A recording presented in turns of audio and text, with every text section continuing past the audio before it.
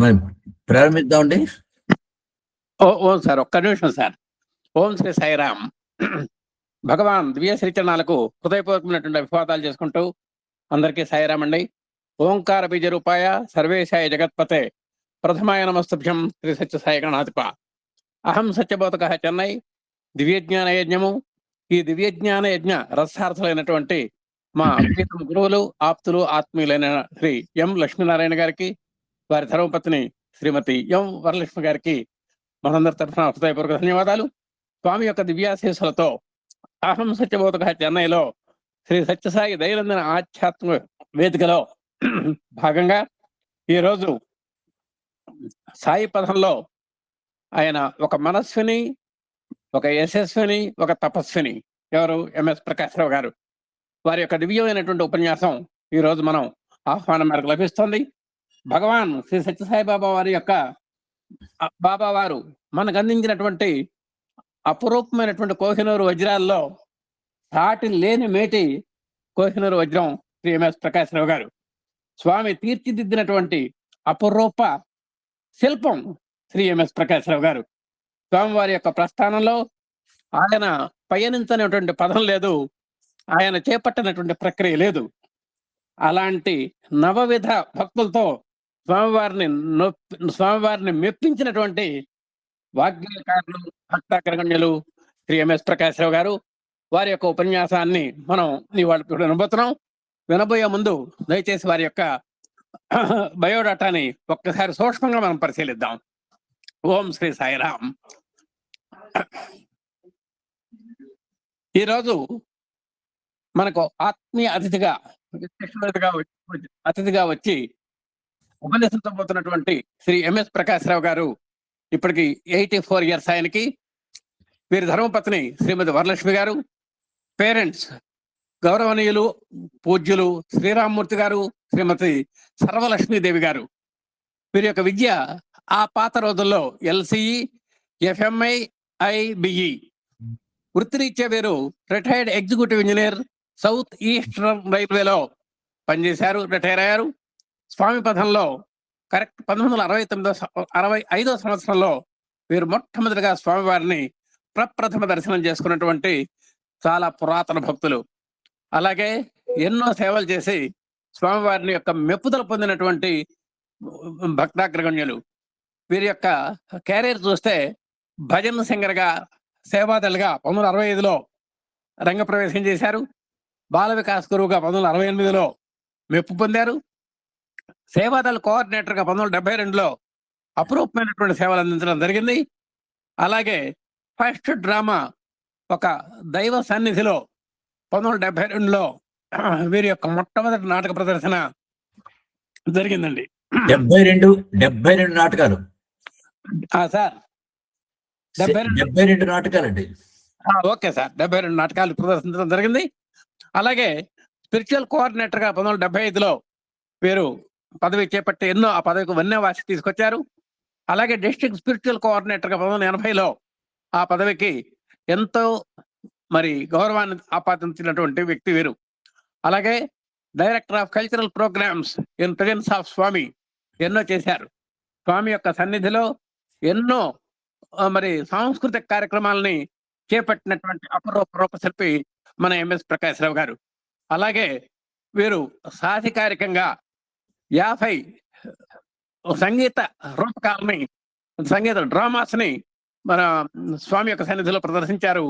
12 musical రూపకాలని వీరు రాష్ట్ర వ్యాప్తమైనటువంటి 4000 మంది బాల వికాస్ స్టూడెంట్స్ని సమీకరించి, క్రోడీకరించి, వారందరికీ శిక్షణ ఇచ్చి, పుట్టబర్తిలో వారినందరినీ గ్యాదర్ చేసి వారి యొక్క సహాయంతో వారి స్వామికి ఒక అఖండమైనటువంటి ఒక ప్రదర్శన నీరాజనాన్ని సమర్పించినటువంటి ఘనపాటి మన ఎంఎస్ ప్రకాశ్రావు గారు. అలాగే ప్రొఫెషనల్ ఎక్సలెన్స్ చూసుకుంటే వీరు 93 రైల్వే బ్రిడ్జెస్, అలాగే డబులింగ్ ఆఫ్ రైల్వే ట్రాక్స్, అలాగే వాటిల్లో హై క్వాలిటీ సర్వీస్ని వీరు అందించడం జరిగింది. డిపార్ట్మెంట్ల ద్వారా ఎన్నో అవార్డ్స్ పొందినటువంటి అనుభవశాలిన. అలాగే విజయనగరం, వైజాగ్ నేడు ఎంతో పేరెదించినటువంటి స్టేషన్స్. ఆ స్టేషన్స్ యొక్క ఆధునీకరణలోను నవీనీకరణలోను వీరి యొక్క హస్తం ఉన్నది.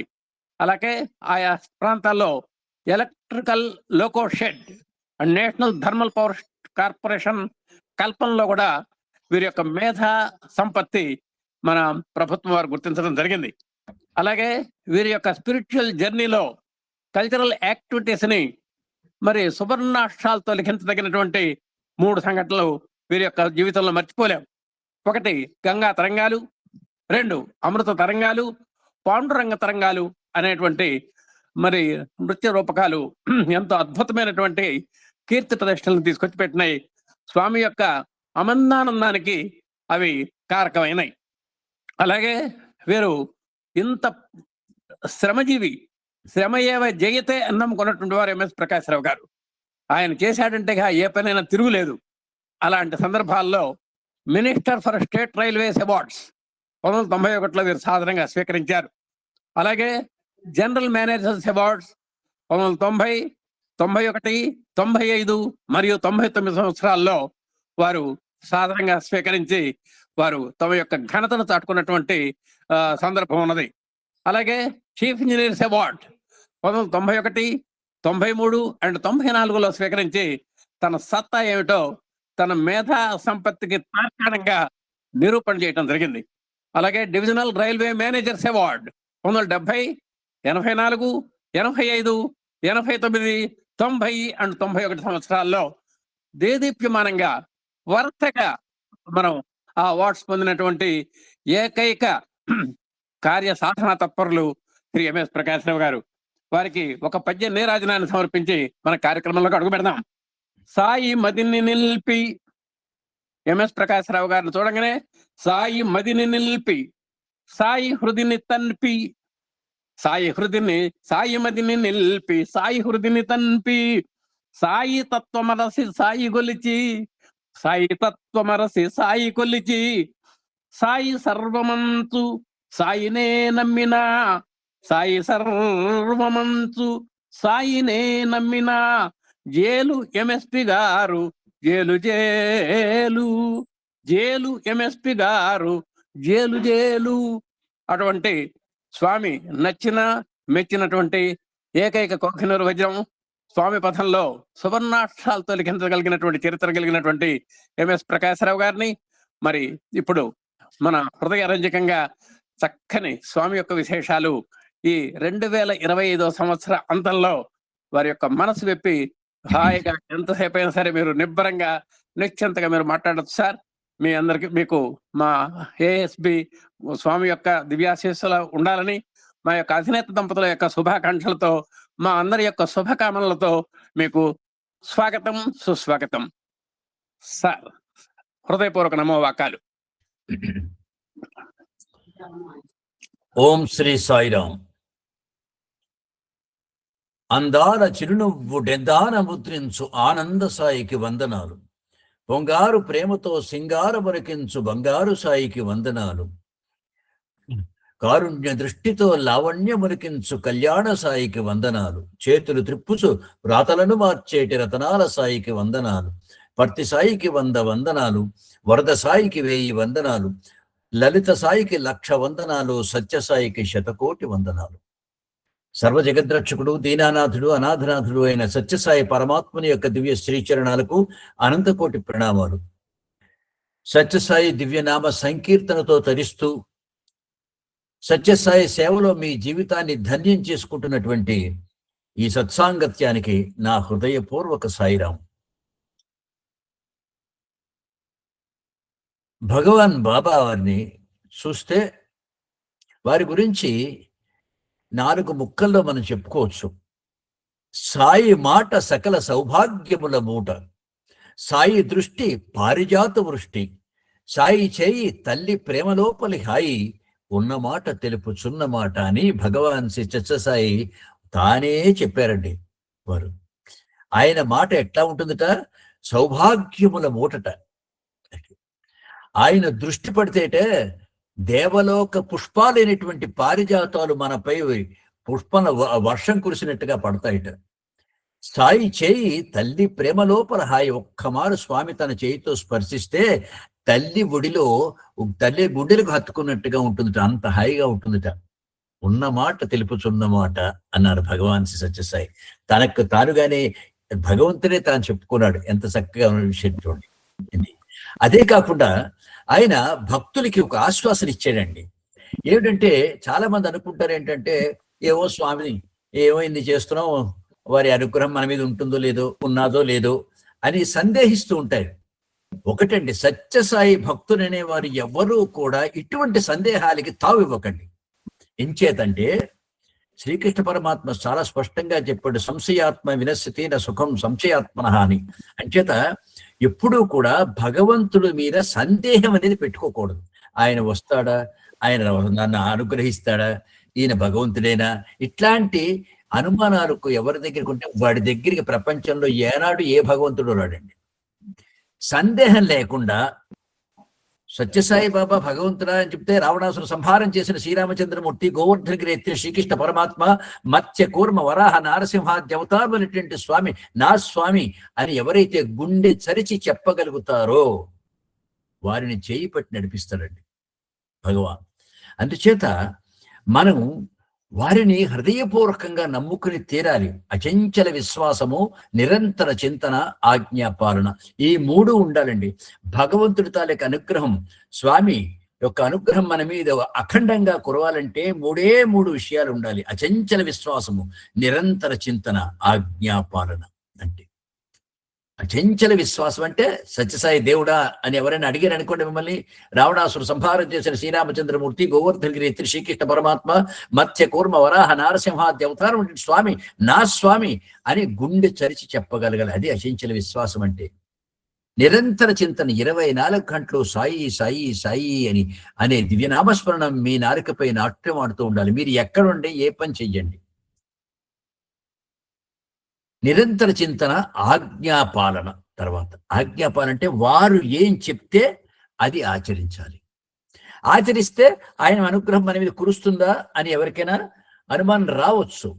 కానీ ఒకే ఒక విషయం మీకు చెప్తాను, మనం ఏనాడు కూడా ఈ అనుమానాలు పెట్టుకోకూడదు. ఎంచేత భగవంతుడు ఏం చెప్పాడండి, తానే స్వయంగా భగవాన్ శ్రీ సత్యసాయి మనకి సందేహాలు ఉంటాయని చెప్పి చాలా స్పష్టంగా చెప్పారు. అడవిలోననున్న, ఆకాశముననున్న, పట్టణముననున్న, పల్లెనున్న, గుట్ట మీదనున్న, నట్టేటనున్నను మదిని సాయి నిన్ను మరుబడెప్పుడు అని చెప్పారు. ఎప్పుడు నిన్ను మర్చిపోను రా బంగారు, నువ్వు ఎక్కడైనా ఉండు అన్నారు. నిన్ను మర్చిపోను అని చెప్పారు. మరిచిపోకపోతే సరే, అయితే నాకేం చేస్తావు స్వామి అని ఒక భక్తుడు అడిగితే స్వామి చాలా స్పష్టంగా చెప్పారు. శ్రీ పుట్టపర్తి నిలీడు కాపాడును నిన్నునెప్పుడు కరుణాకరుడై, చేపట్టి నిన్ను బోచును ఏ పట్టును విడివకుండా ఏలును నిన్ను ఎప్పుడు నీవు చెయ్యి వదిలిపెట్టకుండా నేను కాపాడుకుంటాను బంగారు అని చెప్పారు స్వామి.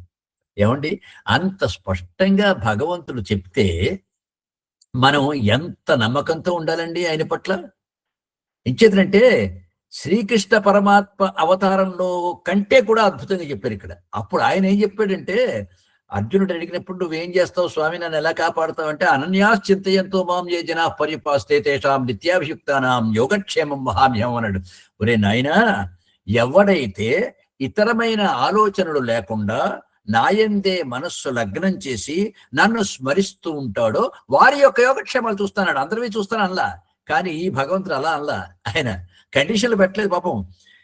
పుట్టపర్తిని లేడు కాపాడును నిన్ను ఇప్పుడు కరుణాకరుడై, చేపట్టి నిన్ను బోటును ఏ పట్టును విడివకుండా ఏలో నిన్ను, ఏ కండిషను లేదండి. నా భక్తుడు ఒక మారు సాయిరామ్ అంటే చాలు, ఇక నీ గురించి నేను చూసుకుంటాను బంగారు అన్నాడు. అది ఈయనుండి. అంచేత మనం ఎప్పుడు కూడా ఈ విషయాన్ని గుర్తుపెట్టుకోవాలంటే, స్వామి నన్ను కాపాడి తీరుతారు కాబట్టి ఆయన ఏ విధంగా మనల్ని ఉండమన్నారో ఆ విధంగా నేను ప్రవర్తిస్తాను, నా ప్రవర్తనతో వారిని తప్పకుండా సంతోష పెడతాను అని చెప్పారు. ఏం చెప్పారండి స్వామి, ఎలా ప్రవర్తించమన్నారు మనకి అంటే చాలా స్పష్టం. మనసునందున మంచి, మాటలందున మంచి, నడతలందున మంచి పొడమకున్న సాయి మిమ్ము మెచ్చి సంతోషమెటిలిచ్చు చెప్పరయ్య మీరు ఒప్పుకుందా అన్నాడు స్వామి. అంటే ఏంటి, చాలా సత్యసాయి భక్తులు అనేవాడు ఎలా ఉండాలండి అంటే, మనసునందున మంచి, మాటలందున మంచి, చేతలందున మంచి, పొడముకున్న సాయి మిమ్ము ముచ్చి సంతోషమిటిలిచ్చు. అంచేత ఆయన చక్కగా మనం ఎప్పుడైనా సత్యసాయి భక్తులమే అంటే మనస్సులో ఎప్పుడు సదాలోచనలే ఉండాలి. అందరి శ్రేయస్సుని కాంక్షిస్తూ ఉండాలి. లోకా సమస్త సుఖినో భవంతని ఎప్పుడు అనుకుంటూ ఉండాలి. మంచి ఆలోచనలు ఉండాలి మనకి ఎప్పుడు కూడా. తర్వాత మాటలందున మంచి, మీరు ఎప్పుడైనా మాట్లాడితే చక్కగా ఆహా, ఈ సత్యసాయి భక్తుడు ఎంత మృదుమధురంగా మాట్లాడుతున్నాడయ్యా, మనస్సుకు హత్తుకునేలాగా ఎన్ని మంచి విషయాలు చెప్తున్నాడు, నేను మళ్ళీ మళ్ళీ వినాలని అనిపించాలి. అట్లా మీరు మాట్లాడాలంట. అలాగే మీరు చేసే పనులు కూడా ఎట్లా అంటే సత్కర్మలు, అంటే ఎప్పుడూ కూడా 10 మందికి పనికొచ్చే పని మాత్రమే చేయాలి. ఇది మాత్రం మనం మర్చిపోకూడదు. ఇది స్వామి తాను చెప్పినటువంటివి. సత్యసాయి భక్తులు ఎలా ఉండాలో చాలా స్పష్టంగా చెప్పారు ఆయన. చెప్పిన తర్వాత అంచేత మనం ఇంక ఇది ఇలా చెయ్యాలి కదండి మరి. అంటే అయితే స్వామి ఏం చెయ్యాలి మరి? స్వామి ఏం చెప్పారు అన్నిటికంట అంటే చాలా స్పష్టంగా చెప్పారండి స్వామి. సత్యసాయి భక్తులైనటువంటి ప్రేమ, సేవ అనేటువంటి 2 రెక్కలతో పయనించాలి బంగారు అన్నారు. మీకు ఒకవైపు ప్రేమ, ఒకవైపు సేవ. ఈ రెండిటిని ఏనాడైతే మీరు నమ్ముకుని ఉండి అందరికీ మీ సేవ ద్వారా ప్రేమ పంచి పెడతారో అప్పుడు నా ప్రేమని అఖండంగా అందుకుంటారు బంగారు అని చెప్పి చాలా స్పష్టంగా స్వామి చాలా బాగా చెప్పారు. అలాగా అంచేత మనకి అవన్నీ చెప్పినప్పుడు ఎంత చక్కటి చెప్తూ ఉంటారు అంటే, ఇంకో స్వామి చాలా స్పష్టంగా చెప్తున్నారు. దేవుడెక్కడంచు దేవులాడగనేల హృదయమందు లేడే ఈశ్వరుండు, ఇచ్చుకొనుము సేవ పుచ్చుకొనుము ప్రేమ, అటులే ఆత్మతత్వం అనుభవించు అన్నారు స్వామి. చాలా మంచి విషయం. దేవుడు ఎక్కడున్నాడని వెతుక్కుంటారు ఎందుకయ్యా? హృదయమందే లేడు ఈశ్వరుడు, మీ హృదయంలో లేడా? స్వామి చెప్తారు, భగవంతుడు ప్రపంచంలో అణువణువున నిండి ఉన్నాడు. అణువణువున నిండి ఉన్నటువంటి భగవంతుడే నాలో కూడా ఉన్నాడు. నాలో ఏ భగవంతుడైతే ఉన్నాడో ఆ భగవంతుడే అందరిలోనూ ఉన్నాడు అని చెప్పి ఆ అందరినీ నువ్వు ప్రేమించగలగాలి. నీలో భగవంతుడు ఉన్నప్పుడు ఏం చేయాలండి? మిగతా మానవులందరినీ ఆకర్షించాలి కదా, వాళ్ళలో ఉన్న మానవత్వాన్ని ఆకర్షించాలి కదా. స్వామి చెప్తారు, భగవత్ తత్వం అనేటటువంటిది అయస్కాంతం అయ్యా, మానవత్వం అనేది ఇనుప ముక్క అనుకో. మరి నువ్వు భగవంతుడు అయినప్పుడు ఆ ఇనుముక్కలను అన్నింటినీ ఆకర్షించాలి కదా. ఆకర్షణే ప్రేమ అన్నారు. అది అట్లాంటి ప్రేమతో అందరినీ నీ వారిగా చేసుకోవాలి బంగారు అని చెప్పి చాలా అద్భుతమైనటువంటి మాట స్వామి చెప్పాడు. అని చెప్పి స్వామి ఇంకోటి కూడా చెప్తున్నాడు ఆయన. ఏంటంటే, బంగారు నాకేం కావాలి? మీ ఆస్తిపాస్తులు ఏమి అక్కర్లేదు, నాకు విరాళాలు అక్కర్లేదు, నీవేమీ అక్కర్లేదు. ఏం కావాలి? మీ నుంచి ఏమిటి ఆశిస్తున్నాను నేను తెలుసా? సాయి అర్థించు మీ నుండి సద్గుణములు, మిమ్మల్ని నుంచి సద్గుణాలు ఆశిస్తున్నానయ్యా అన్నాడు. ఏమిటవి? సర్వమానవ సౌందర్య సఖ్య బుద్ధి, అందరినీ కూడా సాటి మానవులందరినీ సోదరులుగా భావించేటటువంటి స్నేహభావం ఉండాలయ్యా అన్నారు. స్వార్థ త్యాగంబు పరిశుద్ధ సంఘ సేవ. స్వార్థ త్యాగం, నీవు స్వార్థం కోసం ఏం పని చేయకూడదు. ఆ స్వార్థాన్ని త్యాగం చేసేది నా కోసం కాదు, ఎవరి కోసం? ఇతరుల కోసం బతకాలి. నువ్వు ఇతరులకు సేవ చేస్తూ బతకాలి అని చెప్పి పరిశుద్ధ సంఘ సేవ, అంటే అతి పరిశుద్ధమైనటువంటి మనస్సుతో చేసేటువంటి సంఘ సేవ చెయ్యాలి నువ్వు బంగారు. సాయి కిచ్చడి ధనమిదే సత్యముగును అన్నారు.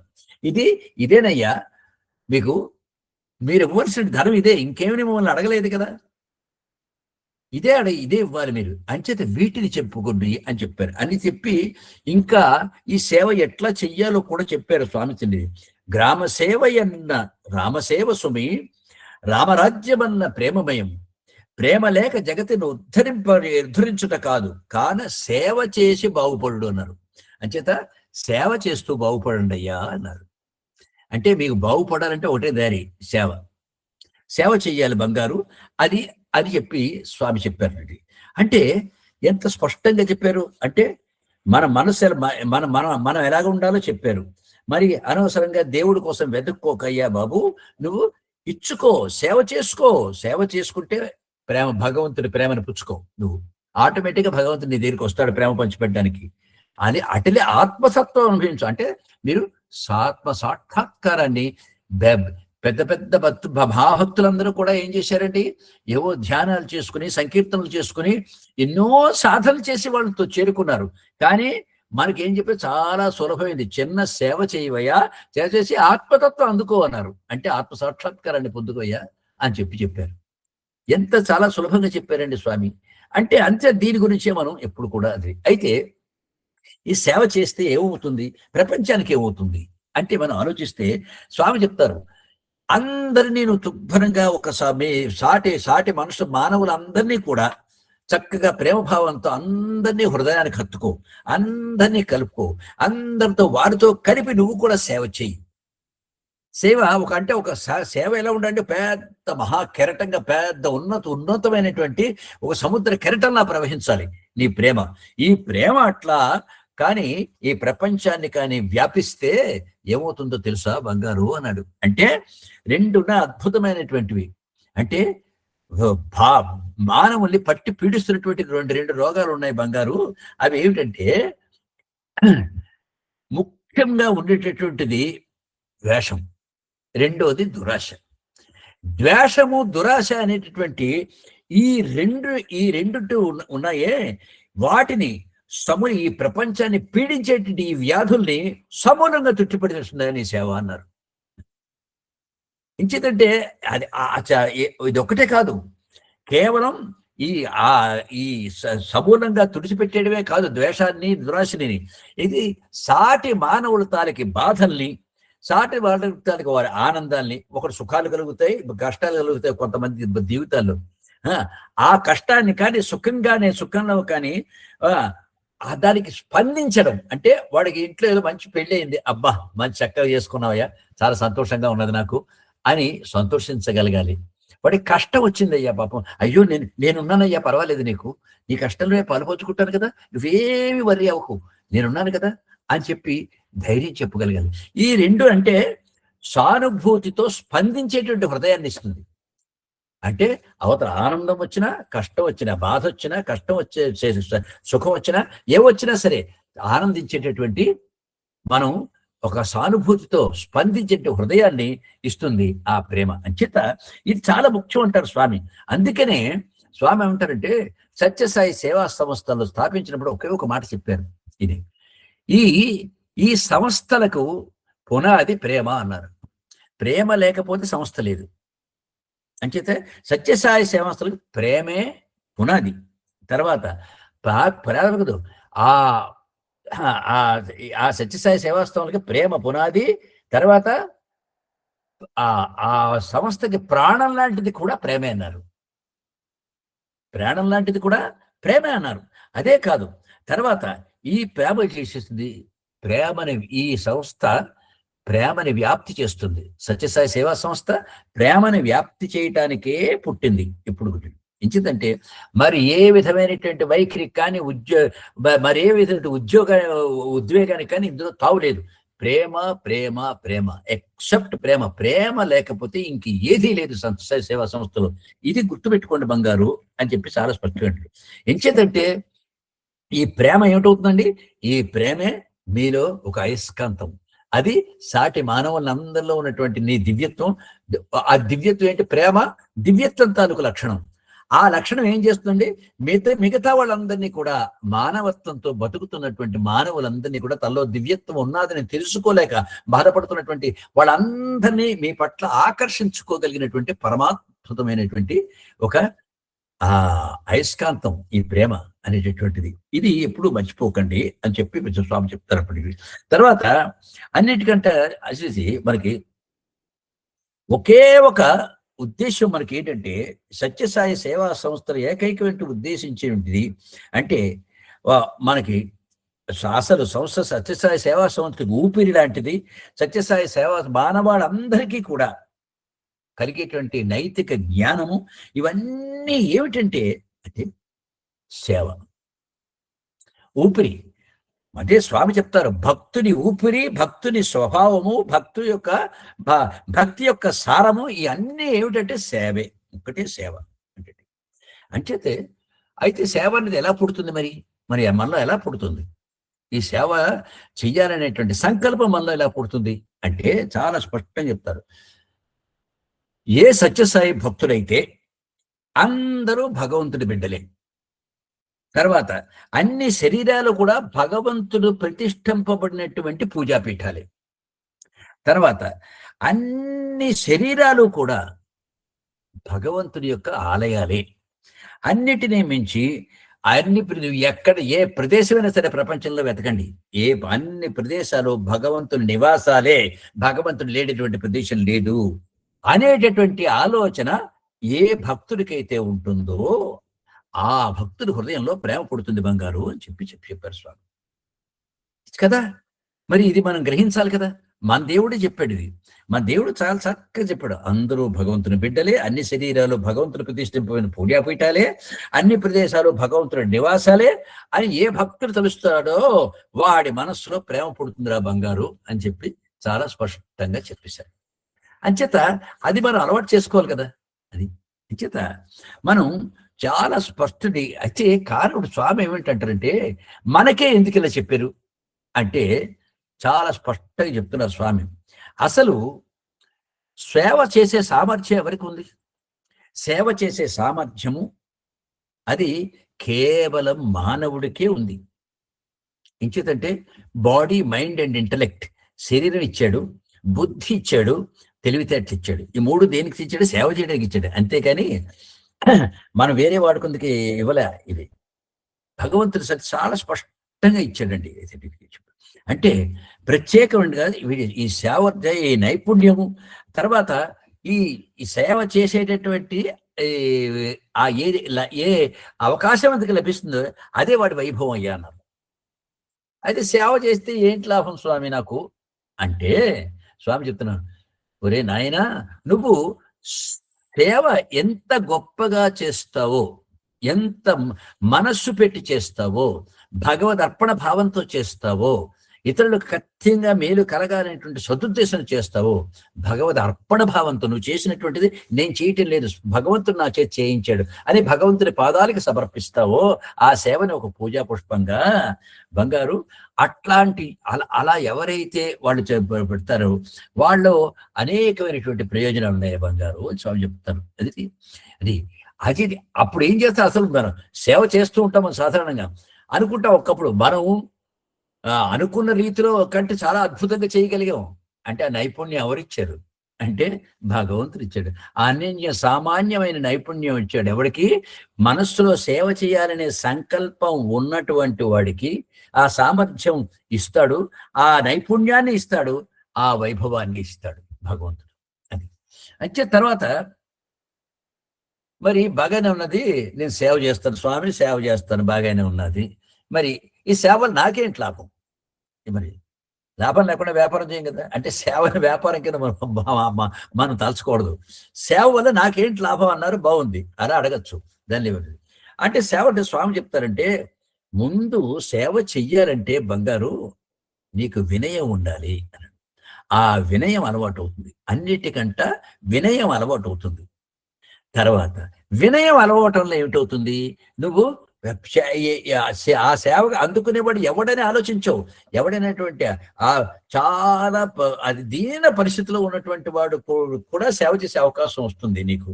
అట్లాగా అంత వినయంతో అలాంటి వాడి దగ్గర కూడా ఒదిగి చేస్తావు సేవ. ఆ ఒదిగి చేయటం అనేది ఉన్నది, అదే మీకు అద్భుతమైనటువంటి లక్షణం, మీలో వినయం అవుతుంది. ఆ వినయం వల్ల ఏమిటవుతుందండి? అహంకారం, నన్ను మించిన వాడు లేడు అనేటువంటి అహంకారం పోతుంది మనకి. అంత నన్ను మించిన వాడు లేడనుకుంటే ఆ దీనుడికి హీనుడికి సేవ చేయటంలో వినయం ఎక్కడ కనపడుతుంది? వినయం కనపడదు. అంటే ఆ వినయం కలుగుతుంది. అటువంటి వినయంతో ఎప్పుడైతే చేయగలరో నీలో అహంకారం పోతున్నారు స్వామి. అహంకారం అంటే మనకి మానవుణ్ణి అధపాతాళానికి అడగదొక్కేది ఏంటంటే అహంకారం. నన్ను మించిన వాడు లేడు అనేటటువంటి అహంకారం ఎప్పుడూ ఉండకూడదు. అంతే. అది అహంకారం. తర్వాత సేవలు చేస్తాడు. నువ్వు సేవ చేస్తే అవతల వాడు ఎంతో సంతోషిస్తాడు. పాపం ఒక రోగికి సేవ చేశాడు, వాడు ఆరోగ్యవంతుడయ్యాడు, వాడు ఎంతో ఆనందంగా ఉంటాయి. అప్పుడు ఏమిటవుతుందండి? మీకు ఆనందం కలుగుతుంది. సేవ చేయటం వల్ల, వాడికి సేవ చేసి మీ ప్రేమ పంచటం వల్ల ఏమవుతుందండి? వాడి యొక్క సంతోషం మీలో ఆనందాన్ని ఇస్తుంది, మీకు ఆనందాన్ని ఇస్తుంది. అబ్బా, ఇంత వాడు ఆనందించేలా చేయగలిగింది కదా, సంతోషించేలా చేయగలిగాం కదా అనేటటువంటి ఆలోచన ఉంటుంది. ఇది చాలా ముఖ్యమైనది. అంచేత మనకి ఎప్పుడు కూడా యథార్థమైనటువంటి విలువ ఏమిటండి మనది? అంటే ఇంత ఇన్ని అవతల వాడు వీడు సంతోషించాడు, ప్రపంచానికి మేలు జరిగింది, సమాజానికి మేలు జరిగింది, ఇన్ని వచ్చాయి. దేని చేత అంటే స్వామి యొక్క యథార్థమైనటువంటి విలువ ఏంటంటే ప్రేమ, అమృత ప్రేమని పంచగలిగారు మీరు. మామూలు ప్రేమ కాదు ఇది, అమృత ప్రేమను మీరు పంచగలిగారు బంగారు అన్నారు స్వామి. అదే కాకుండా ఇప్పుడు ఇలా చేశాం, అమృత ప్రేమను పంచాం, అన్ని బాగానే ఉన్నాయి, సేవ చేశాం. ఇప్పుడు నాకు ఇంకా ఏం జరిగింది అంటే అహంకార నిర్మూలన అయింది, ఆనందం వచ్చింది. అంతేనా? అంతే కాదు. అంటే నువ్వు సేవ ఏనాడైతే ఒక విద్యుక్త ధర్మంగా భావించి నేను ప్రతి చేయడం, ప్రతి స్వామి ఇంకోటి చెప్పాడు ఏంటంటే అసలు మానవుడికి మానవ జన్మ ఇచ్చింది సేవ చేయడానికే. ఇది అర్థం చేసుకున్నాను. అంతేకాని ఇల్లు కొట్టుకోవడానికి, వాడు బాగా ఇల్లు కట్టుకోవడానికి, బాగా ధనం సంపాదించుకోవడానికి, కార్లు కొనుక్కోవడానికి, మేటలు కట్టడానికి ఇవ్వలేదు మనకి. ఎందుకు ఇచ్చాడు? ఈ మానవ జీవితంలో మనం మానవ జీవితమే ఈ సేవ చేయడం, ఇతరులకి సేవ చేయటానికే భగవంతుడు ఇచ్చాడని ముందుగా భావించండి మీరు. ఇది మీ డ్యూటీ, భగవంతుడు మీకు ఇచ్చిన డ్యూటీ అని. అంచేత పునర్నిర్మాణం చేస్తుంది. అసలు నీ పర్సనాలిటీకి సేవకు ముందు, సేవకు తర్వాత, ఓ 10 ఏళ్ల సేవ తర్వాత, సేవ చేయడానికి ముందు మీ పర్సనాలిటీ మీరు ఎలా ఉండేవారు, ఎలా ఉంటే చూసుకుంటే కంపేర్ చేసుకుంటే మనలోనే అబ్బా నేనేనా ఇలా మారాను అని అనుకుంటారు. తప్పకుండా అంతటి వినయం అలవాటు అవుతుంది మీకు. ఎక్కడికి వెళ్ళినా చక్కగా నవ్వుతూ సాయిరామ్ అని నమస్కారం పెడతారు అందరూ. మనము పెడతాం. మన చేత మంచి చేయిస్తున్నాడు, అవతల వాడి చేత మంచి చేయిస్తున్నాడు, అందరి చేత మంచి చేయిస్తుంది సేవ అనేటటువంటిది. తర్వాత ఇది ఇంకోటి ఏంటవుతుందంటే, ఇది ఎలాగా పునర్నిర్మాణం చేస్తుంది మన వ్యక్తిత్వాన్ని, మన పర్సనాలిటీకి. ఎప్పుడు మన చూడని వాడు అయ్యా సాయిరామ్ సార్ అని నమస్కారం పెడతాడు. ఇంచేత మన సేవ చేసిన సేవలు చూసి ఆ సేవ వల్ల మనకి ఇచ్చినటువంటి గౌరవం అది. అదే అంచేత ఆత్మీయతని, స్నేహాన్ని అందరికీ పంచిపెట్టడం అలవాటైపోతుంది. కేవలం సేవ చేసే సమయంలో కాదు, మామూలప్పుడు కూడా ఎక్కడ ఎవరికి వెళ్ళినా సరే ఆత్మీయతను స్నేహంగా పలకరించడం, చక్కగా ఆత్మీయతగా ఆదుకోవడం అనేటటువంటిది మనకు అలవాటు అవుతుంది. అభివృద్ధి ఇంచిత అన్నిటికంటే సత్యసాయి భక్తులకు ఉండవలసిన మొట్టమొదటి సద్గుణం ఏమిటంటే స్వామి చెప్పారు కదా, ఇచ్చుకొనుము సేవ పుచ్చుకొనుము ప్రేమ అన్నారు. అంచేత బంగారు సేవ చేయటం నేర్చుకో, సేవని అనుష్ఠించు, సేవనే ఒక పూజా పుష్పంగా సమర్పించండి. ఒక ఆయన స్వామికి చాలా సన్నిహితుడైన వ్యక్తి ఒక మాట అడిగాడు స్వామిని, స్వామి నేను రోజు ఉదయాన్నే గంట అష్టోత్తర శతనామాలతో పూజ చేస్తున్నాం స్వామి, తమకి ప్రతి సాయంకాలం ఒక గంట సేపు భజన చేస్తున్నాం స్వామి, ఏంటో నా మీద మీ అనుగ్రహం కురిపించడం లేదు మీరు అన్నాడు. అంటే బాబా అన్నారు, బంగారు గంట పూజ చేస్తాను, ఉదయం గంట పూజ చేస్తాను, సాయంకాలం గంట భజన చేస్తాను, నిన్ను అనుగ్రహిస్తాను నేను ఎప్పుడేం చెప్పాను బంగారు అని అడిగారు. చెప్పలేదు కదా. నా అనుగ్రహం ఎలా కురిపిస్తానని చెప్పాను నేను అంటే, ఇచ్చుకొనుము సేవ పుచ్చుకొనుము ప్రేమ అని చెప్పాను నేను. అది విన్నావాను? నీకు సంపద ఇచ్చాను, సంతానం ఇచ్చాను, ఇల్లు ఇచ్చాను, వాకలి ఇచ్చాను, కారు ఇచ్చాను, మేడ ఇచ్చాను, ఇన్ని ఇచ్చానే, ఎప్పుడైనా అన్నార్థుడైనటువంటి వాడికి ఇంత అన్నం పెట్టావా? చలిలో వడవడ వడుకుతున్నటువంటి వాడికి ఒక వస్త్రం దానం చేసావా? లేదా ఎప్పుడైనా సరే అనారోగ్యంతో ఉన్నవాడికి ఒక్క ఔషధం కొనిచ్చావా? కొనివ్వలేదు. నీ పట్ల నా అనుగ్రహం ఎందుకు కురిపించాలి బంగారు అని అడిగారు. ఇప్పుడు దీనికి సమాధానం చెప్పండి. ఇలాంటివి మనం చేస్తున్నామా? చేస్తే మీరు భక్తులు, లేకపోతే సోమ పట్టించుకోవడం గురించి అందరూ. ఇది చాలా ముఖ్యమైనటువంటిది. అది అంచేతంటే స్వామి చెప్తారు, స్నేహం అంటే ఏదో మామూలు చిన్న ఏదో ఆత్మీయంగా మాట్లాడడం అని అనుకుంటారు బంగారు. అసలు నవవిధ భక్తి మార్గాల్లో అన్నిటికంటే ఉత్తమమైనటువంటి శరణాగతి. స్మరణం కీర్తనం విష్ణు, శ్రవణం కీర్తనం విష్ణు, స్మరణం పాదసేవనం, అర్చనం వందనం దాస్యం సఖ్యం ఆత్మనివేదనం అని 9 విధాలైన భక్తి మార్గాలు ఉన్నాయి. ఆ 9 మార్గాల్లో ఆఖరిది శరణాగతి. అది సఖ్యం ఆత్మనివేదన, నిన్ను భగవంతుడికి సమర్పించుకోవటమే. అది దానికి ముందుదే స్నేహం. అంచేత నువ్వు ఈ సేవ చేయటం అనేటటువంటిది చేస్తే అందరితో స్నేహభావం ఉంటుంది. అంటే 8వ భక్తి భార్యను గెలిపే అప్పుడే. నువ్వు శ్రవణం విన్నావు, కీర్తనం భజన చేసుకున్నారు, శ్రవణం స్వామి గురించి విన్నావు, తర్వాత భజన సంకీర్తన చేసుకుంటున్నారు, స్మరణం, తర్వాత హాయిగా ఇంట్లో కొంచెం సాయిరాం సాయిరాం సాయిరాం సాయిరాం అంటూ స్మరణం.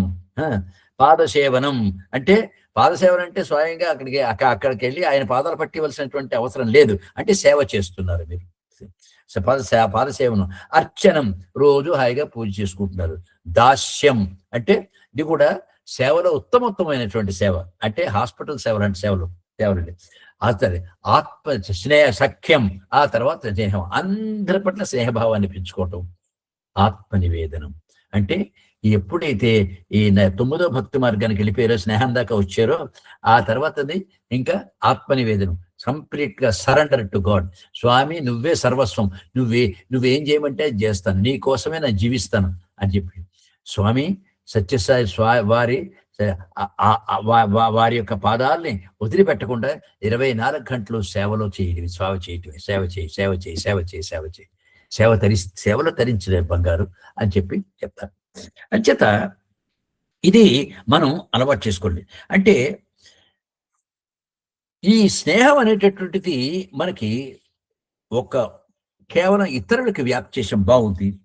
ఈ స్నేహం ఇలా అందరి పట్ల ప్రవహిస్తుంటే, అప్పుడు ఎప్పుడైతే మీలోంచి ఈ స్నేహభావం అందరి పట్ల ప్రవహిస్తూ ఉంటుందో, ఆ భావం ఆఖరికి చివరికి పరమాత్మ వైపు కూడా ప్రకాశం. ఇలాగ అందరికీ ప్రేమ పంచడం తెలిస్తే అప్పుడు మీరు భగవంతుడికి దగ్గరికి చేరగలుగుతారు. అప్పుడు భగవంతుడి వైపు మీ ప్రేమ ప్రసరిస్తుంది. అప్పుడు అందరికీ ప్రేమను పంచిపెట్టారు, ఆ ప్రేమని భగవంతుడికి కూడా నిస్వార్థంగా పంచిపెట్టాలని అనిపిస్తుంది, పంచిపెట్టగలుగుతారు. అది ఇది అంచేత పరమాత్మను చేరుకోవాలంటే, మీ స్నేహభావం పరమాత్మను చేరుకోవాలంటే ఏం చేయాలంటే అందరికీ సేవ చేయాలి. అది ముఖ్యం. అంచేత స్వామి చెప్తారంటే, మీరు ఎప్పుడూ కూడా మీ హృదయంలో ప్రేమ బీజాలు నాటండి. అందరినీ ముందు ప్రేమించడం నేర్చుకుంటే ఏమవుతుంది, ఆ ప్రేమ ఆ బీజాలు నాటితే సేవా వృక్షంగా పెరిగిపోతుంది. ఒక పెద్ద సేవా వృక్షంగా మీ హృదయంలో పెరిగిపోతుంది. ఎన్ని రకాలైన సేవలు చేయాలని అనిపిస్తుంది, చేయటానికి పూనుకుంటారు కూడా మీరు. అంచేత సేవ పెడితే అది చక్కగా మీకు ఆనందం అనేటటువంటి ఫలాన్ని ఇస్తుంది మీకు. అది ఆ ఆనందాన్ని ఆ ఆనందమైనటువంటి ఫలాన్ని అందరితోటి పంచుకోండి బంగారు అని చెప్పారు. ఇది ఎంచేతంటే అహంకారాన్ని తొలగిస్తుంది కనుక, ఎప్పుడైతే అత్యంత సూక్ష్మమైనటువంటి అహంకారాన్ని తొలగించడానికి చాలా చాలా చిన్న అద్భుతమైనటువంటి ఇన్స్ట్రుమెంట్ సేవ. ప్రేమతో చేసిన సేవతో ఎటువంటి అహంకారమైన తొలగిపోతుంది బంగారు అని చెప్పి స్వామి. ఐఏఎస్ ఆఫీసర్లే చీపురు పెట్టి తోడు నేను పుట్టపర్త చూశానండి. ఐఏఎస్ ఆఫీసర్ నేను ఒకమారు చీపురు పెట్టుకుని అక్కడ తుడుస్తుంటే, స్వామి తమరు ఏం చేస్తూ ఉంటారని అడిగాను నేను మామూలుగా. అడిగితే, అయ్యా నేను ఐఏఎస్ ఆఫీసర్ అండి, డిస్ట్రిక్ట్ కలెక్టర్ అండి అన్నాడు. మరి చేశాడా కదా, అహంకారం ఎంత పోగొట్టుకున్నాడు అతను ఆ సేవ వల్ల. అంచేత ఇది అది అంటే మానవులందరూ సేవ చేయడం వల్ల ఆఖరికి మానవులందరూ ఒకటే, మనం అందరం కూడా భగవంతునికి బిడ్డలమే అనేటటువంటి ఒక అద్భుతమైనటువంటి ముద్ర మానవుల మీద వేస్తుందండి ఇది సేవ. అంటే ఇది అంచేత ముందు అది మనం అలవాటు చేసుకోవాలి. అన్నిటికంటే స్వామి చెప్తున్నది అంటే, చక్కగా మీరు స్వామి ఈ సేవ చేసుకోండి బంగారు అని చెప్పి స్వామి చెప్పారు. కొన్ని దృష్టాంతాలు కూడా చెప్తాను మీకు. అంటే ఎట్లాగా ఈ సేవ చేసినటువంటి వాళ్ళకి ఏ విధమైనటువంటి అద్భుతమైనటువంటి అనుభవాలు కలిగినాయో చెప్తాను మీకు. ఆ తర్వాత ఇంకొక విషయం ఏంటంటే, చాలా అద్భుతమైనటువంటి విశేషం మీకు చెప్పిందంటే, ఇది స్వామి సేవ చేస్తాం, అది కరెక్టే. మనం స్వామి చాలా స్పష్టంగా జాగ్రత్తగా వినండి, చాలా స్వామి చెప్పారు. చిత్తశుద్ధిని చేకూర్చు సేవ కొరకు. అంటే చిత్తశుద్ధి అంటే మనస్సు ఏ విధమైనటువంటి అహంకార మమకారాలు దుర్గుణాలు దురాలోచనలు ఏమీ లేకుండా ఉండేటువంటి చిత్తశుద్ధి. అప్పుడు చిత్తం శుద్ధి అయిపోతే మనసు కంప్లీట్ గా శుభ్రంగా కడిగేస్తాడు స్వామి. కడిగేసి ఏ దుర్భావాలు లేకుండా చేసి పారేస్తాడు. అట్లాంటి చిత్తశుద్ధిని చేకూర్చు సేవ కొరకు స్వామి అంటారు, జీవితం అంకితము చేసి చెలగొనరుడా. జీవితాన్ని అంకితం చేసేవయ్యా అన్నాడు ఆ సేవకి. ఆ సేవకి నీ జీవితం అంకితం చేసి చెలగొనరుడా అంటే అంటే ఈ పరుల కొసగుచ్చు నీ శక్తి బలము, నీ శక్తి, నీకున్న బలము, నీకున్న ధనము అన్నీ కూడా మీరు పరుల కోసం, ఇతరుల కోసం త్యాగం చేసి నీ శక్తి, నీ బలం అన్నీ కూడాను ఆఖరికి చివరి శ్వాసను వీడుమా సేవలోనా అన్నారండి. అబ్బాయి ఎంత అద్భుతంగా చెప్పారు చూడండి స్వామి. చివరిని శ్వాసను వీడుమా సేవలోనా అన్నారు. ఆఖరికి నువ్వు సేవ సేవ సేవ చేయాలనే తపనతోనే నువ్వు ఆఖరి ఊపిరి కూడా విడిచిపెట్టాలి. అప్పటి వరకు కూడా సేవలు ఎప్పటి చేయాలి? చివరి శ్వాస ఆగిపోయేంత వరకు కూడా నువ్వు సేవ చేయాలి బంగారు అని చెప్పారు. చేసామండి మనం, ఇది చెయ్యాలి. భగవత్ స్వామి ఇన్ని చెప్తున్నారు మనకి.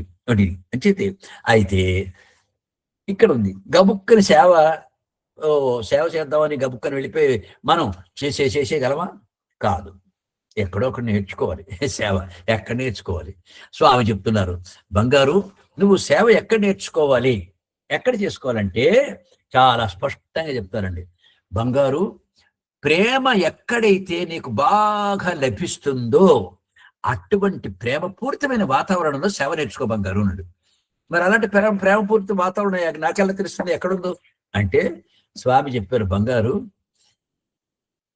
ప్రేమ అందరూ నీకు పంచేటువంటి ఒకే ఒక ప్రదేశం మీ ఇల్లు బంగారు అన్నాడు. మీ తల్లిదండ్రులు ప్రేమ పంచుతారు కదా, నీ భార్యా బిడ్డలు నీకు ప్రేమ పంచుతారు కదా, నీ అప్పచెల్లెడు అన్నదమ్ములు అందరూ కూడా నీకు ప్రేమ పంచుతారు కదా. అంటే అందరూ నీ ప్రేమించవలసిన వాళ్ళే, నువ్వు అందరికీ ప్రేమ పంచుతావు, వాళ్ళందరూ నీకు ప్రేమిస్తారు. అటువంటి వాతావరణంలో ముందు నువ్వు సేవ ప్రారంభించు అన్నారు. ఎట్లా ప్రారంభించాలి సేవ అంటే, నీ తల్లిదండ్రులు లేరా బంగారు, ఆ తల్లిదండ్రుల్ని దైవస్వరూపులుగా ఎప్పుడైనా భావించావా? దైవస్వరూపులుగా ఎప్పుడైనా భావించావా బంగారు అన్నారు స్వామి. మీ తల్లిదండ్రుల్లోని దేవుణ్ణి చూడలేని వాడివి, కనిపించిన దేవుడిని నువ్వు ఎలా చూస్తావయ్యా? కనిపించే దేవుడినే వదిలేస్తున్నావు నువ్వు. అంచేత ముఖ్యంగా మీ తల్లిదండ్రుల్ని భగవత్ స్వరూపులుగా భావించు.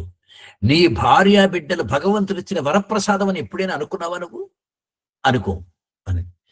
గాలికి కొట్టుకొచ్చిన వాళ్ళ బంగారు వీళ్ళు, నేనిచ్చినటువంటి వాళ్ళు. భగవంతుడు ప్రసాదించినటువంటి వరం భార్యా బిడ్డలంటే వాళ్ళకి నీకు ప్రేమ పంచిపెట్టాలి అని. సత్యసాయి భక్తుల ఇళ్లలో నుండి ఎప్పుడూ కూడా తల్లిదండ్రులతో కానీ భార్య బిడ్డలతో కానీ కఠినంగా మాట్లాడడానికి వీల్లేదు. భగవంతుడు అది చెప్పాడు, ప్రేమని పంచడాన్ని. ఆ ప్రేమ పంచమని నేను అందరికీ చెప్తూ ఉంటే, బంగారు నువ్వేమోనొచ్చి ప్రేమ పంచకుండా ద్వేషాన్ని పెంచితే ఎట్లా బంగారు అని చెప్పారు. అంచేత ఇది చాలా ముఖ్యమైనటువంటిది. నీకు నిస్వార్థ సేవ చేసేందుకే నీకు ఈ జీవితం ఇచ్చాను. ఎక్కడా చేయలేవు, కనీసం ముందే ఇంట్లోనే ప్రారంభించు. మీ తల్లిదండ్రులు దైవాలుగా చూసుకో, వాళ్ళకి చక్కగా అన్ని సేవలు చెయ్యి. తర్వాత మీ తరకు నేను అది స్వామి చెప్పినటువంటివి తల్లిదండ్రులకు ఎలా సేవ చేయాలో చెప్పారు. తర్వాత సేవ చెయ్యటం, తల్లిదండ్రులకు సేవ చేయటం నీకేం లభిస్తుందో అది కూడా చెప్పారు. అది వేరే, అదొక గంట వ్యవహారం ఉంటుంది, అది వేరే చెప్తాను ఇప్పుడు మీకు. అంచేత మీ భార్య బిడ్డల్ని మీ వరకు భగవంతుడు ఇచ్చిన వరప్రసాదంగా భావించు బంగారు. వాళ్ళు హాయిగా నీ ముఖాల్లో, నీ భార్య బిడ్డలు, నీ తల్లిదండ్రుల ముఖాల్లో చిరునవ్వులు పోయించు. ఎప్పుడు నువ్వు ప్రేమ పంచితేనే ఆ చిరునవ్వును చూడగలవు బంగారు అన్నారు సుజీ. ఎప్పుడు స్వామి చెప్తారు, smile a while you smile another smile so on that be miles and miles of smiles అన్నారు. అంటే ప్రతివాడి నీ ముఖంలో నవ్వు చిందిస్తూ ఉండాలి బంగారు అన్నారు. అందరిని నవ్విస్తుంది. అంటే అద్భుతమైనటువంటి, మనం ఎప్పుడు పట్టించుకోనటువంటిది చాలా అద్భుతమైన మాట చెప్పారండి స్వామి. ఏం చెప్పారంటే, స్వామి ఎందుకు నవ్వాలి స్వామి అని అడిగాడు. బాగానే ఉన్నది, చిరునవ్వు నవ్వుతూ ఉండాలన్నారు, బాగానే, ఎందుకు నవ్వాలి స్వామి అని అడిగాడు. అడిగితే స్వామి చెప్తారండి, smile is the signature of God on your face. చిరునవ్వు అంటే ఏమిట్రా నాయనా? చిరునవ్వు నీ ముక్క నీ పెదవుల మీద చిరునవ్వు ఉందంటే అదేమిటో తెలుసా? భగవంతుడి నీ ముఖం మీద చేసిన సంతకం రా అన్నారు. It is the signature of God on your face. అవతల వాడు ఎవరికైనా నువ్వు చిరునవ్వు, ప్రేమతో చిరునవ్వు నవ్విస్తుంటే నీ చిరునవ్వులో వాడికి భగవంతుడు కనిపిస్తాడు రా అన్నాడు. అది అది అంతేకాని 10 లక్షల రూపాయలు లాటరీ పోయిన వాళ్ళ మొహం పెట్టుకుని మాట్లాడండి. ఎందుకండి? దానివల్ల ఉపయోగం ఏంటి? మన సత్యసాయి భక్తులను చెప్పుకోగలం? అవును కాదు, చెప్పుకోలేం. ఎప్పుడూ చిరునవ్వు నవ్వుతూ ఉండాలి బంగారు అని చెప్పారు. ఆ చిరునవ్వును ముందు మీ కుటుంబ సభ్యులందరికీ పంచండి. మీ తల్లిదండ్రుల ముఖాల్లో చిరునవ్వు చూడాలి. నేను మీ భార్యాబిడ్డలు, ఒక ఆయన అన్నాడులేండి, నేను మా ఇంట్లో నేను వెళ్ళిట్టంటే అందరూ గడగడలాడిపోతారండి అన్నాడు. అంటే నేను అడిగాను, మీ ఇంట్లో నువ్వు పెద్ద పులివి అన్నమాట అన్నాను. అంతే కదా? అదే అరే నా భర్త వస్తాడని చెప్పేసి ఆవిడ ఎదురు చూడాలి, నా తండ్రి వస్తున్నాడని చెప్పి పిల్లలు సంతోషించాలి, మా కుమారుడు వస్తున్నాడని తల్లిదండ్రులు సంతోషించాలి. అంతేకాని నువ్వు రాగానే భయపడిపోతారా? భయపడ్డంటే నువ్వు పెద్ద పులి మా ఇంట్లోని. నువ్వు ఆ పెద్ద పులి ఎక్కడ ఉంటుంది? అడవిలో ఉంటుంది. అంతే అడవిలో వెళ్ళి ఉండు. ఇది కాదు కదా. ఇది సత్యసాయి భక్తులుగా మనం చేసేటువంటి ఇది కాదు. ఈ సేవాభావం అనేటువంటిది, అంటే ఈ ప్రేమ భావం అనేటటువంటిది నీ నరాల్లో, నీ రక్త ప్రసరణలో, నీ శరీరంలో ప్రతి కణంలో నేను వ్యాపించి ఉండాలి బంగారు సత్యసాయి భక్తులంటే అన్నాడు. అది అప్పుడే నువ్వు సత్యసాయి భక్తులను చెప్పుకోవడానికి అర్హత ఉంటుంది, లేకపోతే ఉండవన్నారు. ఇది చాలా జాగ్రత్తగా మనం అర్థం చేసుకోవాల్సింది. చేస్తూ ఉంటారు ఇద్దరు, చాలా మంది మీరు చేస్తూ ఉండొచ్చు, ఎవరైనా ఒకలో ఇద్దరు చేయలేకపోయి ఉండొచ్చు. వాళ్ళని తెలుసుకోవాల్సిన విశేషాలు ఇవన్నీ కూడా. అంచేత ఇది చాలా ముఖ్యమైనటువంటి విశేషం. అయితే మరి ఇప్పుడు ఇవన్నీ చెప్పారు, బాగుంది, సేవ ఊరి చెప్పారు, ఎవరైనా అలా చేస్తారండి? చేస్తారు. మనం చూద్దాం. మనకి ఇక్కడ ముగ్గురు పిల్లలు ఉన్నారండి విశాఖపట్నంలో ముగ్గురు ఉన్నారు పిల్లలు. వారు గణేష్, మూర్తి, ప్రతాప్ అనేటువంటి ముగ్గురు పిల్లలు ఉన్నారండి. ఈ ముగ్గురు స్వామి ఏం చేయాలి, స్వామి సేవ చేయాలి, ఏం సేవ చేయాలి అని ఆలోచించి స్వామి వాటర్ ప్రాజెక్టులు చేశారు కదా, హాస్పిటల్స్ కట్టారు, అన్ని చేశారు. మనం కూడా అలాగా నీళ్లు లేనటువంటి గ్రామాలకి మంచినీళ్ళు ఇద్దాము అని అనుకున్నారు. అయితే చేతిలో రూపాయి లేదు వీళ్ళకి. వీళ్ళు వెళ్ళి పాడేరు దగ్గర ఉన్నటువంటి గిరిజన గ్రామాలకి ఉన్నాయి. 1200 గ్రామాలకి మంచినీళ్ళు లేవు అక్కడ. అప్పుడు ఏం చేద్దరు, ఇక్కడ మంచినీళ్ళు మనం ఎలాగైనా ఇవ్వాలి అనుకుని మొట్టమొదటిలో ఏదో వాళ్ళ శక్తి కొలితే వాళ్ళ ఆస్తులు అమ్మేసో పాపం ఎలా చేసి ఒక గ్రామానికి, ఆ గ్రామం కంటే ఆ కొండల మీద ఎక్కువ ఎత్తులో ఉన్నటువంటి జలలు ఉంటాయి. ఆ కొండల్లో జలలు, ఆ జీవజలలు ఉంటాయి. అక్కడ చిన్న ట్యాంక్ కట్టి అక్కడ నీళ్లు పట్టి అక్కడ నుంచి గ్రామానికి ఒక పైపు లైన్ వేసి ఈ పైపు లైన్లో ట్యాంకులు పెట్టేసి దానికి 3 ట్యాపులు పెట్టేశారు. ఇలాగా ఒక్కొక్క గ్రామానికి అలాగా మంచినీళ్ళు అలా ఇచ్చుకుంటూ ఉంటే అది ఈ గిరిజనులు కూడా తీసుకెళ్లి స్వామి దగ్గరికి తీసుకెళ్లారు. స్వామి దగ్గరికి వెళ్తే మీకేం కావాలరా బంగారు అని అడిగారు స్వామి. అంటే స్వామి మంచినీళ్ళు కావాలంటే బంగారు వీళ్ళందరికీ మంచినీళ్ళు ఇవ్వండి అన్నాడు. అంటే స్వామి మరి ఇవ్వటం కొంచెం మరి ధనం అదే ఉంటుంది, అదే జరుగుతుంది, వెళ్ళండి అన్నారు. ఇప్పటికీ 800 గ్రామాలకు మంచినీళ్ళు ఇచ్చారు వాళ్ళు. 800 గ్రామాలకి ఎట్లా ఇచ్చారు? పగలు రాత్రి వాళ్ళే అన్ని పైప్ లైన్ బిగించడం అని, పైప్ లైన్ కట్ చేయడం, గూర్చడం, వేయడం, తర్వాత ట్యాంకులు కట్టడం అన్ని కూడా మన సేవాదళ మెంబర్సే నేర్చేసుకుని వాళ్ళే చేశారు చక్కగాను. అక్కడ ఖర్చు ఏం లేదు కదా, కూలి ఖర్చు ఏం లేదు. అలాగా ఆఖరికి ఏ గ్రామానికి ఇచ్చారు, ఆ గ్రామంలో ఉన్నటువంటి గ్రామస్తులకు కూడా నేర్పించారు ఈ పనులు. వాళ్ళు కూడా వచ్చి ఇప్పుడు 800 గ్రామాలకి మంచినీళ్ళు ఇచ్చారు. అదే కాదండి, అన్నిటికంట ఆ మధ్యని పాడేరుకు దగ్గర గరుగుపిల్లి అనేటువంటి ఒక చిన్న గ్రామంలో సుమారు ₹1 కోటి పైన ఖర్చు అయినటువంటి అద్భుతమైనటువంటి సత్యసాయి మందిరం నిర్మించారు. నాకు అక్కడ చిన్న సేవ చేసే అవకాశం ఇచ్చారు. ఏమంటే మందిరం కట్టాం, దీని మీద ఈ స్టేజ్ మీద స్వామి విగ్రహం పెట్టాలా, ఫోటో పెట్టాలా, ఏం పెట్టాలి ఇవన్నీ మాకు తెలియదంటే అవన్నీ మీరు చూసుకోండి అన్నారు. నేను జైపూర్ వెళ్ళాను, జైపూర్ నుంచి తీసుకొచ్చానండి విగ్రహం. స్వామి సాక్షాత్ మొన్న రత్నాకర్ గారు ఈయన ఆ మందిరాన్ని ప్రారంభించినప్పుడు ఆ స్వామి విగ్రహం నుంచి పట్టుబట్టని ఇలా తీయగానే ఆశ్చర్యపడి, ఎక్కడి నుంచి తెచ్చావయ్యా అని నేను తేవడం ఏంటండి, స్వామి అనుగ్రహం అంతే. వాడు ఎంత బాగా చేశాడంటే స్వామి సాక్షాత్తు అక్కడ కూర్చున్నట్టు చేసేసాడండి విగ్రహం. అంత అద్భుతంగా చేశాడు. మార్బుల్ విగ్రహం చాలా చక్కగా ఉంటుంది. అంటే ఇవన్నీ ఎలా జరిగాయి? వాళ్ళ భక్తి, వాడికి స్వామి మీద ఉన్న నమ్మకం, వాళ్ళు చేసినటువంటి నిస్వార్థమైనటువంటి సేవ, దానికి తార్కాణం ఇది. ఎవడిచ్చాడో తెలియదు డబ్బు, ఎవడిస్తున్నాడో తెలియదు ఎవడికి. అలా ఇప్పుడు 800 గ్రామాలకి మంచినీళ్ళు ఇచ్చారు. అన్నిటిని మించి సేవ తాలూకు ఫలితం ఏమిటి చూద్దాం. సరే, వీళ్ళలో మార్పు వచ్చింది, మంచి మార్పు వచ్చింది, అద్భుతమైన మార్పు. ఇది కాదు, అన్నిటికంటే ముఖ్యమైనది ఏంటంటే ఈ 800 గ్రామాల్లో 60,000 మంది గిరిజనులు ప్రతిరోజు కూడా మడ్డి కళ్ళు అనేటువంటి మద్యాన్ని తాగి మత్తుతో పడి ఉన్నటువంటి వాళ్ళు 60,000 మంది ఇవాళ మద్యం మానేశారండి. మద్యం మానేసి సాయి కుటీర్, ప్రతి గ్రామంలో సాయి కుటీర్ అనేటటువంటిది పెట్టుకొని చక్కగా పరమాద్భుతంగా వాళ్ళు భజనలు చేసుకుంటున్నారు. ఆ పిల్లలందరూ కూడా ప్రతి గిరిజనుడి జేబులోని ఒక సెల్ ఫోను, దానిలోంచి ఎప్పుడు పాటలు వస్తుంటాయి, సత్యసాయి పాటలన్నీ.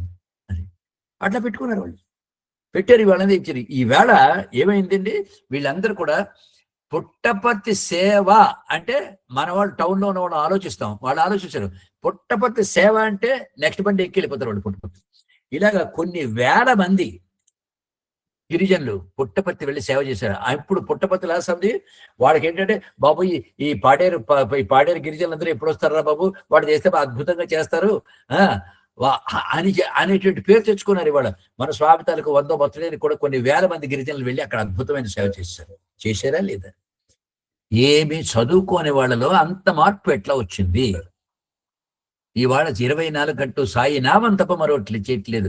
24 గంటలు ఏదో ఒక సేవ, ఎవరికైనా సేవ చేయాలి అనేటువంటి సంకల్పం వాళ్ళకి ఎలా వచ్చింది? అది అంటే వీళ్ళు చేసినటువంటి సేవ తాలూకు ప్రభావం వల్ల వాడికి అన్ని అలా వచ్చింది. అంచేత మనకి ఇదండి చాలా ముఖ్యమైనటువంటిది. వీళ్ళు చేయవలసిందంటే అద్భుతమైనటువంటి రీతిలో వాళ్ళు సేవ చేశారు కాబట్టి ఆ సేవ వచ్చింది. అలాగే చెప్తాను, కొంతమంది చెప్తాను మీకు. మాకు ఒక నవరోజీ అనే ఒక అతను ఉన్నాడు మాకు విశాఖపట్నంలో. ఆయన ఎప్పుడు సేవ చేస్తాడు. మరి ఏ పని ఇస్తే ఆ పని ముందు నుంచి చివరి వరకు కూడా చాలా హాయిగా చేసుకెళ్ళిపోతుంటాడు. చేసుకోండి, ఎప్పుడు సేవ అంటే అప్పుడు అతను పాపం అంత సాధారణ కుటుంబీకుడు. అంచేత పెద్ద పెద్ద చదువులు చదివేంటే స్తోమత అతనికి లేదు. వాళ్ళు పిల్లాడిని చదివించుకునే స్తోమత లేదు. అసలు ఆ పిల్లడు ఏం చదువుతున్నాడు కూడా పాపం వాడికి తెలియదు. అలాంటిది ఇది ఎవరయ్యా మీ పాలన చేస్తే ఏదో 10వ క్లాస్ చదువుతున్నాను చెప్పాడు అండి నాకు అంటాడు. చెప్పే వరకు కూడా తెలియదు. అలాగే వీడు ఎంతసేపు వీడి సేవలో తప్ప అసలు కుటుంబం గురించి పట్టించుకోలేదు వాడు పాపం. అలాంటి వాడికండి స్వామి అనుగ్రహం, అతను చేసిన సేవ తనకు సత్ఫలితం. ఆ పిల్లవాడు బ్రహ్మాండంగా ఎంటెక్ బ్రహ్మాండమైనటువంటి మార్కులతో పాస్ అయ్యి సుమారు 40 లక్షల రూపాయలు చేతిని తీసుకొస్తున్నాడండి. స్వామి అనుగ్రహం ఎట్లా ఉందండి వారిపైన, ఎంతటి అనుగ్రహం కురిపించాడండి స్వామి, చూసారా? అలాగే స్వామి యొక్క దివ్యమైనటువంటి అనుగ్రహ ఆశీస్సులు అలా అంతే హాయిగా చక్కగా హాయిగా నవ్వుతున్నాడు. ఎవరు ఊహించారు? అది ఊహించలేదు, అంతే కదా. అంటే ఇలాగా సేవ అనేటటువంటిది అలా మనం సేవ చేయగలం. నాకు చెప్తాను, మా ఇంట్లో మా నాన్నగారిని మా అమ్మగారిని నేను దైవాల్లా చూసుకున్నాను. నేను కూర్చున్నాను. అయితే భగవంతుడు గుర్తిస్తాడండి ఎప్పుడు కూడా మీ సేవని. నేను పుట్టపర్తి వెళ్ళినప్పుడు మారు స్వామి పిలిచారు. పిలిస్తే ఎందుకు పిలిచారని వెళ్తారు కదా, బంగారు కూర్చోని అని చెప్పారు. ఎవరికైనా చెప్పారు. చెప్పి మాట్లాడుతూ బంగారు, అమ్మా నాన్న నువ్వు బాగా చూసుకుంటున్నావు బంగారు అని నేను చూసుకుంటాను అన్నారు. స్వామి, అందరినీ మీరు చూసుకోవటం బట్టే ఇట్లా ఉన్నాము తండ్రి అన్నాను. అంటే స్వామి అన్నారు, లేదు కదా బంగారు, స్వామిని అమ్మా నాన్న బాగా చూసుకుంటున్నావు నాకు బాగా తెలుసు.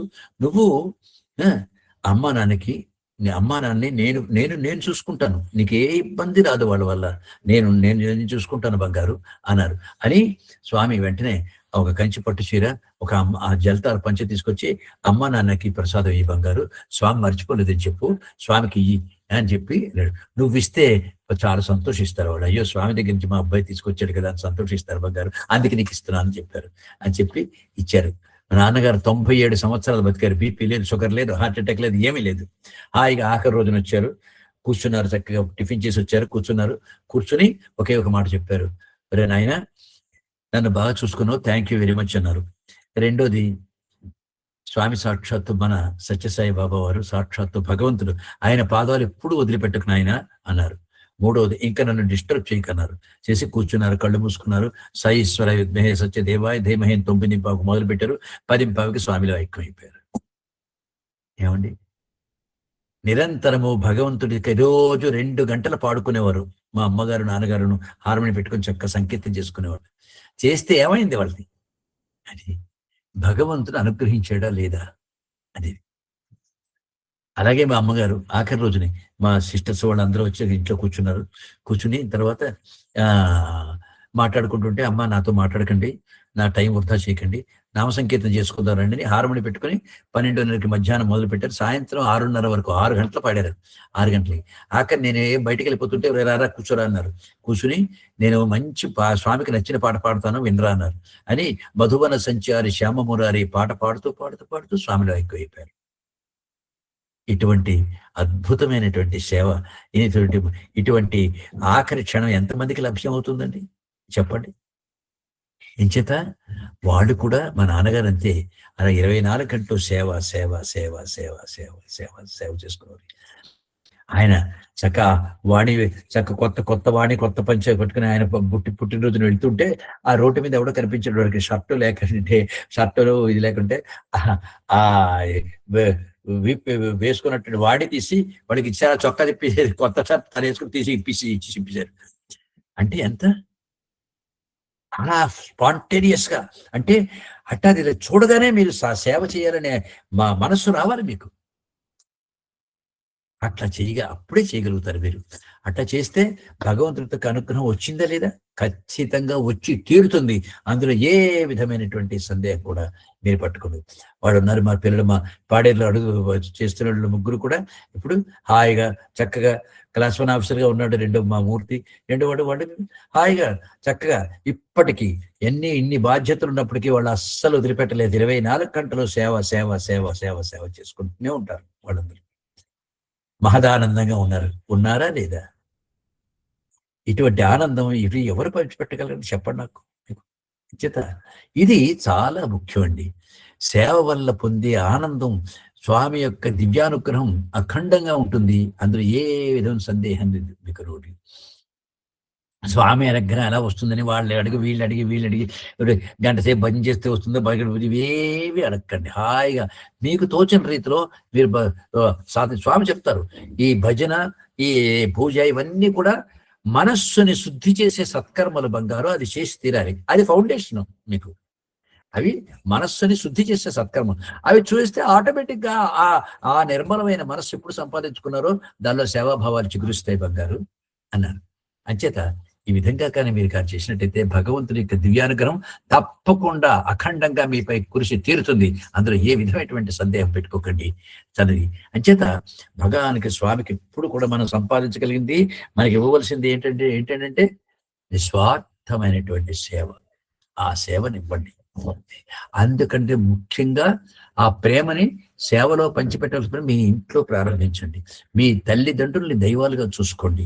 దాని తర్వాత మీ భార్య బిడ్డల్ని భగవంతుడు ఇచ్చిన వరప్రసాదంగా చూసి గౌరవించండి వాళ్ళని చక్కగాను. ఎక్కడికి మీరు భజనకి వెళ్ళినా వెళ్ళకపోయినా మీ భార్య బిడ్డలతో కలిసి 1 గంట సేపు భజన చేసుకోండి మీరు. కానీ ఇది ఇలా చేస్తే మీ ఇల్లు ఎప్పుడైతే స్వర్గతుల్యంగా ఉంటుందో ఆ రోజు మీ జీవితం కూడా భగవంతుడికి అంకితం అయిపోయేది. అంకితం ఇలా చేస్తారు. భగవంతుని అనుగ్రహం అనుక్షణము కూడా కలుస్తుంది. నేను ఎట్లా చేస్తే ఇప్పుడు నేను 93 రైల్వే బ్రిడ్జిలు 9 నెలలు కట్టాను. నేను కట్టానండి. ఎవరు అడిగారు? చాలా మాకు నేను ఆ అడవిలో ఎప్పుడు ఎలాంటి అడవి, పెద్ద పుల్లు తిరిగే అడవి.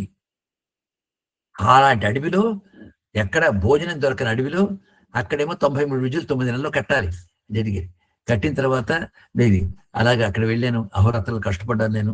అయితే స్వామి యొక్క దివ్యానుగ్రహంలో నాకు తెలిసినటువంటి పెద్ద ఆఫీసర్లు నాకు ఇలా చేస్తే బాగుంటుందయ్యా, ఇలా చేస్తే బాగుంటుందని అని చెప్పారు. సలహాలు ఇచ్చారు. వారి చర్చించేది 93 బ్రిడ్జిలు అయిపోయిన తర్వాత మా జనరల్ మేనేజర్ వచ్చి నమ్మలేదు. ఆయన 93 బ్రిడ్జిలు 9 నెలలు కట్టామంటే వచ్చారు ఇన్స్పెక్షన్కి.